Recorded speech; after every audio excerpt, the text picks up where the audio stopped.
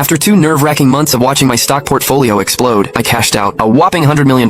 My heart pounded with excitement as I called my wife and son, telling them I'd be home this afternoon. I had big news, the best news to share. My wife's voice on the phone was oddly flat. "You're sure you're coming home today?" "Absolutely." "Sweetheart, I promise the news I'm bringing home will be the biggest surprise ever." She chuckled. "Okay, then I've got a big surprise for you too." I couldn't wipe the grin off my face the entire drive home. I pictured my wife waiting with a huge dinner spread just for me. They'd be ecstatic when they found out how much I'd made. But when I pulled up to the house, I saw a pile of stuff by the front door. A closer look. It was all my stuff? My son Leo was actually throwing my clothes out onto the lawn. "Leo, what on earth are you doing?" I asked, utterly bewildered. Leo looked up, saw me, and sneered. He even let out a cold huff. "Mom told me to throw all your junk out." My brows furrowed at his words. I rushed inside, desperate to ask Veronica what in the world was going on. The moment I stepped in, I saw a table laden with food, and my wife, Veronica, was leaning into another man's arms, beaming. I knew him. Damien, her supervisor from work. It hit me like a ton of bricks. My head immediately swam with rage. "Veronica, what the hell do you think you're doing?" I roared, my voice shaking. Veronica rolled her eyes at me. "Asher, are you brain dead? Can't you see what's happening?